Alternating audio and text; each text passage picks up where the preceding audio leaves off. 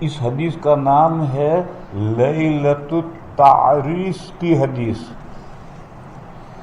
وہ رات جس میں حضور کی فجر کی نماز قضا ہو گئی تھی، سورج نکلنے کے بعد آنکھ کھلی تھی،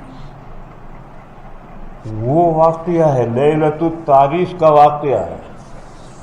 لفظ تعریس کے معنی ہیں رات کے پچھلے حصے میں آرام کرنے کے لیے پڑھ کر، سفر بند کر کے آرام کرنے کے لیے پڑھ کے سو جانا.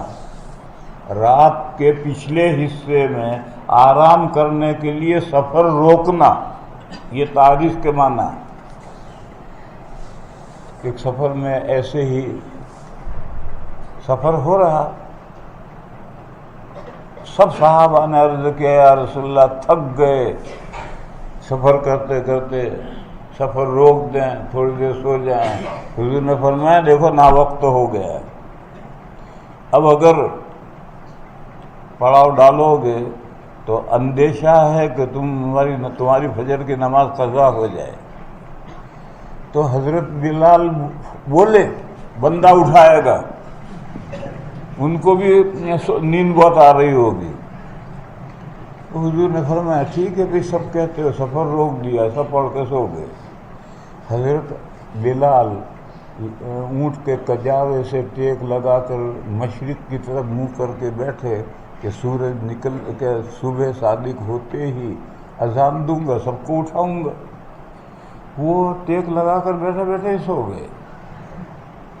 سورج نکل آئے، ابھی سب سوئے پڑے ہیں. ایک کی آنکھ کھلی، دوسرے کی کھلی، تیسرے کی کھلی، چوتھے نمبر پر حضرت عمر کی آنکھ کھلی. تو وہ جو پہلے تین کی آنکھ کھلی تھی وہ تو ڈرے سہمے کہ نماز قضا ہو گئی، ہماری سب کی تو ہو گئی، حضور کی بھی قضا ہو گئی، تو ڈرے سہمے. مگر حضرت عمار کانا جلیدن، مضبوط آدمی تھے، تو انہوں نے زور سے تکبیر کہنا شروع کیا، اللہ اکبر اللہ اکبر. حضور کی آنکھ کھل گئی، دیکھا سورج نکل آیا ہے. حضور نے صحابہ کو حکم دیا کہ اس میدان میں شیطان حاضر ہو گیا ہے، سفر شروع کرو. چنانچہ فوراً کجاوے کس لیے اور سب نے ان کو سفر شروع کر دیا. جب اس میدان سے نکلے پھر آگے پہاڑ آئے، پھر پہاڑوں کے بیچ میں گزریں گے، پھر آگے دوسرا میدان آئے گا. 2-3 گھنٹے کے بعد میں آگے میدان آئے گا. وہاں پہنچ کر رکے اور سب نے وضو کیا، اور وضو کر کے فجر کی سنتیں پڑھی، جماعت کے ساتھ فجر کی نماز قضا کی. پھر حضور نے صحابہ گھبرائے ہوئے تھے کیونکہ حضور کا تو رائے یہ تھی کہ سفر نہ روکا جائے.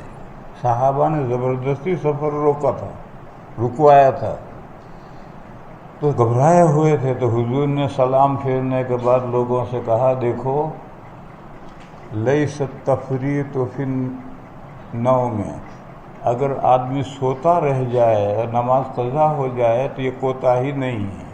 انما التفریط فی الیقظۃ، بیدار ہو اور نماز قضا کرے یہ کوتاہی. پھر حضور نے دیکھا کہ پیچھے ایک آدمی الگ بیٹھا ہے. حضور نے اس سے کہا ارے بھائی مولوی یہاں آیا، کیوں تو مسلمان نہیں ہے، نماز میں کیوں نہیں شریک ہوا؟ تو اس نے کہا یا رسول اللہ مجھے جنابت لاحق ہوئی ہے اور پانی نہیں ہے.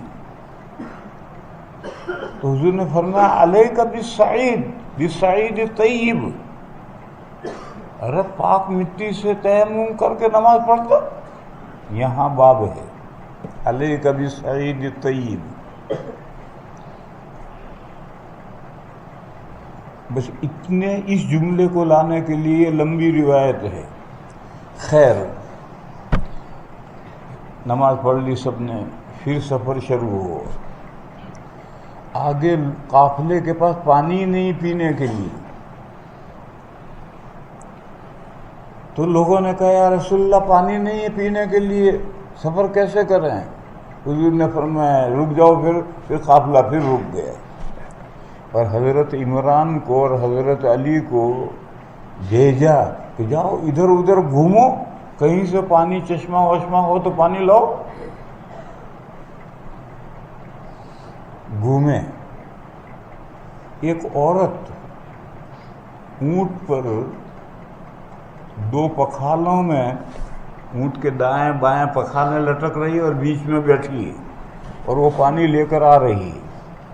انہوں نے اسے روکا، کہاں سے پانی لائی؟ اس نے کہا کل اسی وقت میں پانی کے چشمے سے پانی بھر کے چلی ہوں، 24 گھنٹے ہو گئے، درمیان میں آرام بھی کرتے ہیں، رکتے بھی ہیں، مسلسل نہیں چلتے، اونٹ بھی تھک جائے گا۔ تو اس نے کہا کہ کل گزشتہ اس وقت میں آرام کر پانی بھر کر چلی ہوں، اتنا دور پانی، گویا 24 گھنٹے نہیں تو 12 گھنٹے کی مسافت پر پانی۔ اس کا مطلب یہ ہوا کہ یہاں یہ تو اسی علاقے کی عورت ہے اور وہ اتنا دور سے پانی لا رہی، اس کا مطلب کہ ادھر اس علاقے میں پانی نہیں ہے۔ تو دونوں نے اس سے کہا چل، تو اس نے کہا کہاں لے جا رہے؟ انہوں نے کہا نبی صلی اللہ علیہ وسلم کے پاس چل۔ کہنے لگے وہ وہاں بھی؟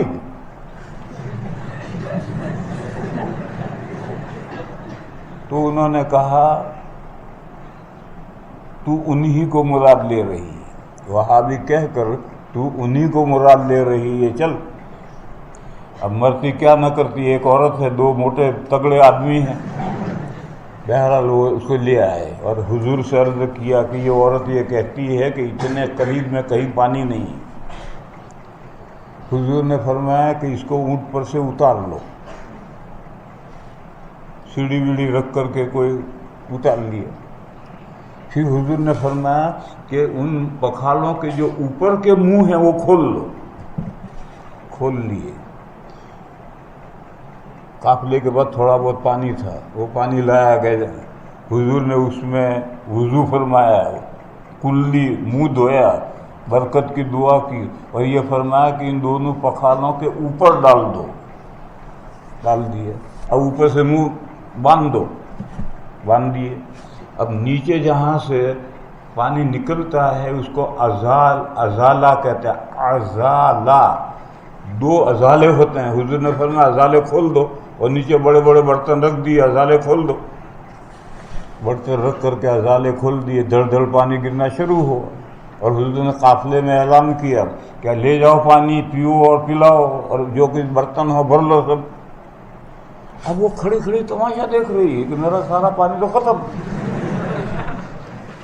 خیر وہ سب قافلے نے پیا، پلایا، برتن مشکی سے بھر لیے۔ پھر وہ بندہ جس کو جنابت لاحق ہوئی تھی اس کو ایک برتن بھر کر دیا کہ جا نہا لے۔ معلوم ہوا کہ پانی مل جائے، تیمم برخاست،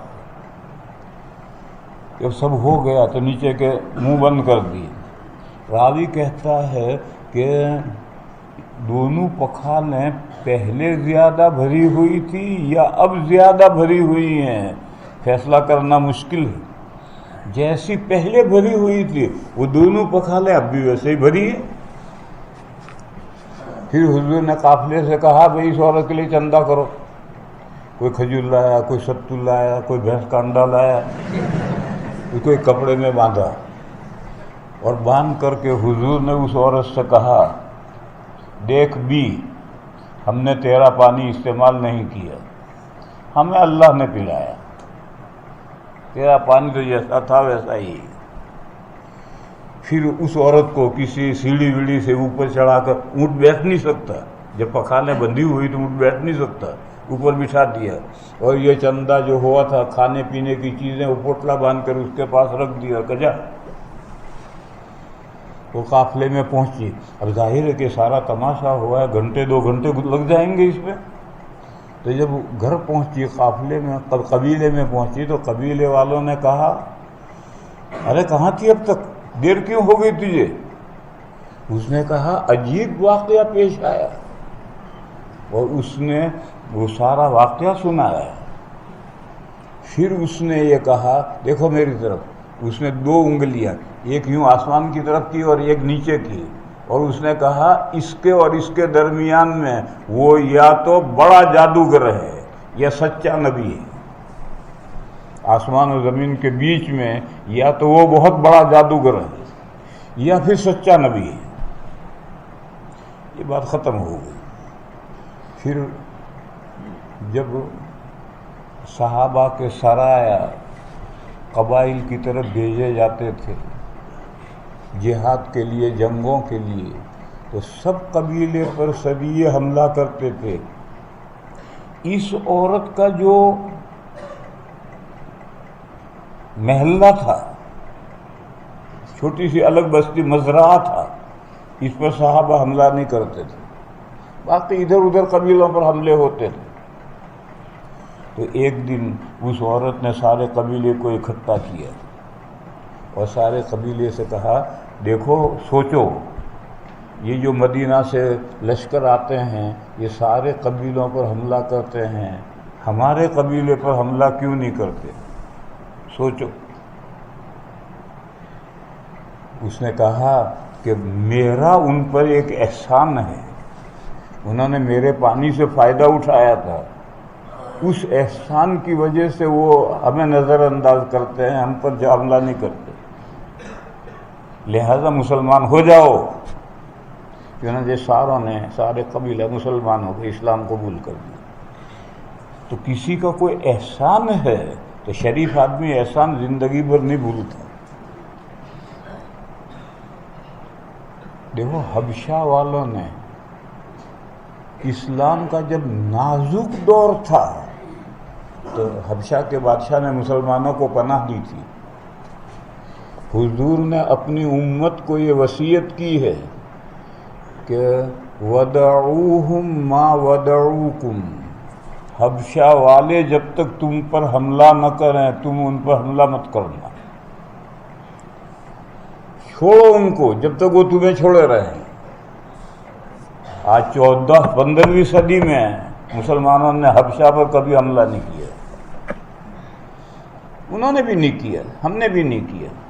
کیوں؟ ان کا ہم پر ایک احسان ہے، اس احسان کے بدلہ دیا کہ جب تک وہ تمہیں چھوڑے رہیں تم بھی انہیں چھوڑے رہی ہو، کبھی ان پر حملہ مت کیجیے۔